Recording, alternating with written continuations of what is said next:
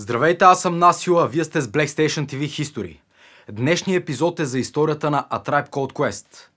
Ако искате да гледате и класации с факти за всички групи, може да ни подкрепите в Patreon. С абонамента си там ще получавате различни привилегии, свързани с предаванията и събитията ни.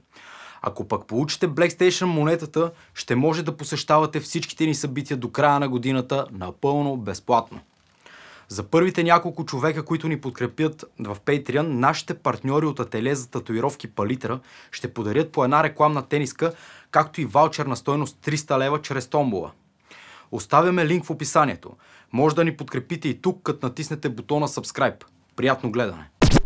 A Tribe Called Quest е американска хип-хоп група, създадена в Сейнт Олбънс, Куинс, Ню Йорк през 1985 година. В първоначалния състав са рапъра и главен продуцент Q-Tip, рапъра Five Dog, диджей и копродуцент Али Шахид Мухамед и рапъра Джароби Уайт. Групата се счита за пионер на алтернативната хип-хоп музика.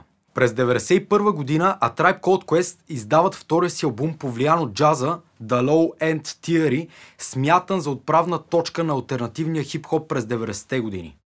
През 1998 групата се разпада малко преди да издаде петия си албум The Love Movement, но през 2006 първоначалните членове се събират отново и обикалят САЩ с турнета.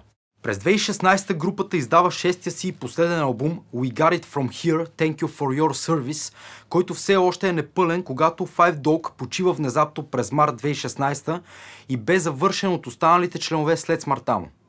Всичките 6 албума на A Tribe Called Quest са сертифицирани като златни или платинени. Джон Буш от All Music ги нарича най-интелигентната артистична рап група през 90-те години. През 2005-та A Tribe Called Quest получават наградата на основателите на Billboard R&B Hip Hop Awards, а през 2017 са отличени с наградата Брит за международна група. Камал Фарид, познат като Q-Tip, и Малик Тайлър, познат като Five Dog, са приятели от детството, израснали заедно в квартал Сейнт Олбънс в Куинс, Ню Йорк. Първоначално Q-Tip се изявява като фристайл рапър под името MC Love Child, като от време на време се обединяват с приятеля си от гимназията Али Шахид Мухамед, като дует от рапър и диджей. По-късно Five Dog се присъединява към тях, макар че не става пълноправен член, докато при тях не идва и Джароби Уайт. Групата тогава се нарича Crush Connection, а по-късно Quest.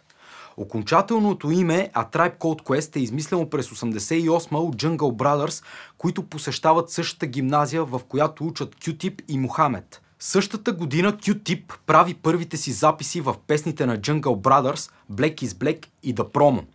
Малко след това A Tribe Called Quest, Jungle Brothers, De La Soul, Queen Latifah и Money Love сформират колектива Native Tongues, известен с афроцентризъм, позитивност, а по-късно и с използването на джаз в битовете.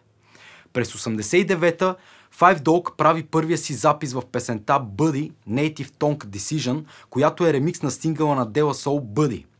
A Tribe Called Quest наемат Cool DJ Red Alert като техен първи менеджер.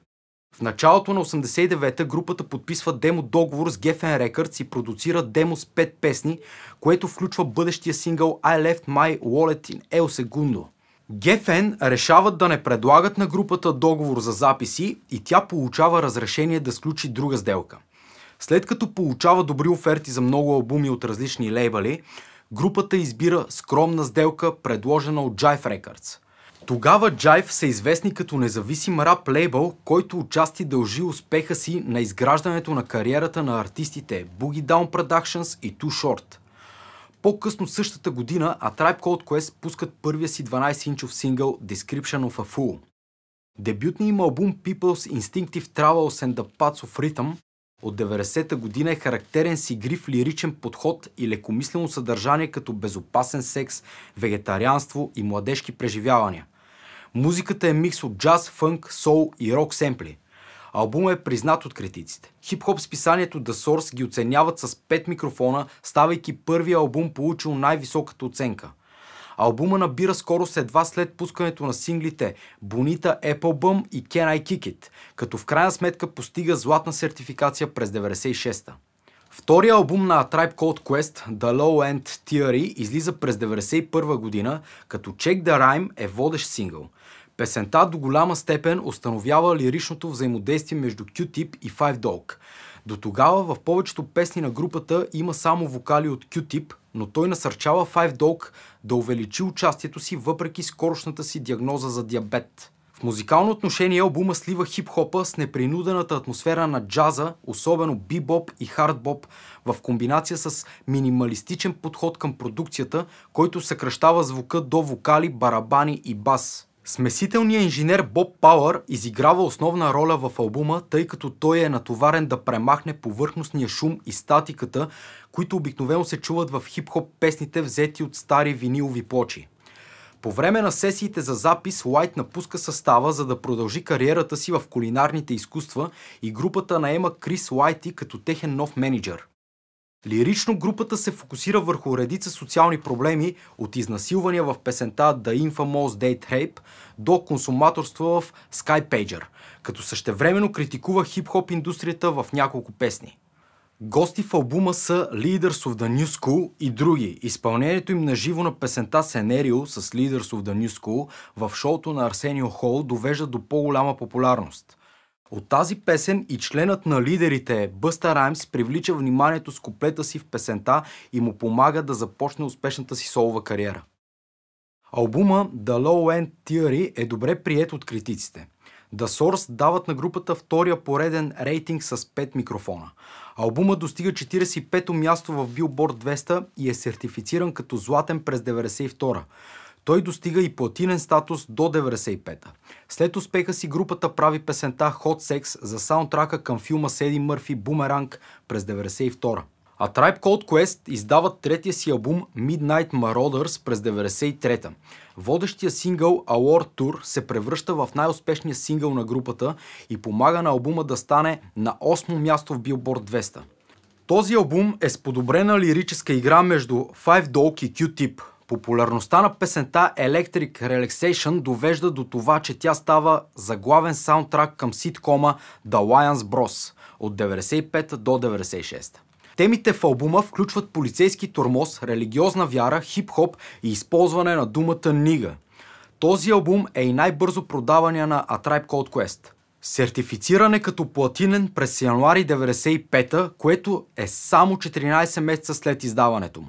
През 1994 година на наградите The Source Awards Тупак Шакур изпълнява песента си Out on Bail, прекъсвайки A Tribe Called Quest, докато приемат наградата за група на годината. По-късно е установено, че тази постъпка на неуважение е случайна. Същата година групата участва в турнето Lollapalooza. Малко по-късно Five Dog работи с групата TLC. Q-Tip продуцира сингъла One Love от дебютния албум на Nas Illmatic и се появява в песента Get It Together на Beastie Boys от албума им Ill Communication. Епизод за Beastie може да видите тук. През 1995-та Мохамед е продуцент на сингъла Brown Sugar от едноименния дебютен албум на D'Angelo, а Q-Tip продуцира 3 песни за Mobb Deep, докато работи като микс-инженер за техния албум The Infamous. Beats, Rhymes and Life е четвъртия албум на групата от 1996-та и е записан по време на бурното съперничество между East Coast и West Coast хип-хопа. По-късно Five Dog заявява, че започва да губи интерес към групата. Усеща, че вече не се вписва в състава, понеже Q-Tip и Али са приели исляма, а той не. Също така не може да приеме, че музиката се превръща в работа, от която просто да изкарва пари и да си плаща сметките. Въпреки всичко, този албум дебютира на първо място в Billboard 200 и става златен преди края на годината. Сертифициране като платинен през 1998, Rolling Stone го нарича албума почти безупречен, докато The Source този път му присъждат 4 микрофона. През 1997 групата се появява в саундтрака на Мъже в черно с песента Same Old Thing. Месец преди да излезе албума The Love Movement през 1998, групата обявява, че това ще бъде последния им албум. Те посочват разочарованието си от Jive Records като важен фактор за раздялата им. Този албум е номиниран за най-добър рап албум на наградите Грами през 1999. Под ръководството на Violator, Q-Tip стартира успешна солова кариера и 2 негови хита достигат до Billboard Hot 100. Той издава и златно сертифицирания албум Amplified в края на 1999 година. Въпреки че получава предимно положителни отзиви, албумът е критикуван от хип-хоп общността заради масовия си звук. Следващия проект на Мохамед е групата Lucy Pearl.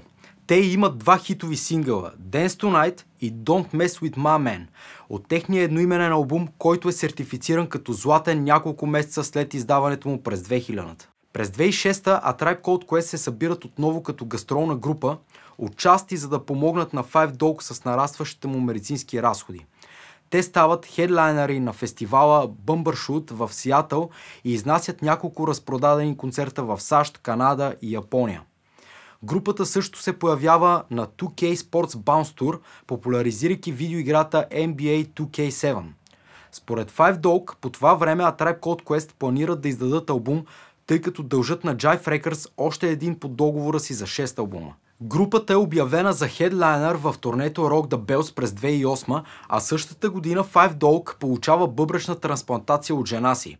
В края на 2008 Q-Tip издава своя дългоочакван втори албум The Renaissance в Universal Motown Records.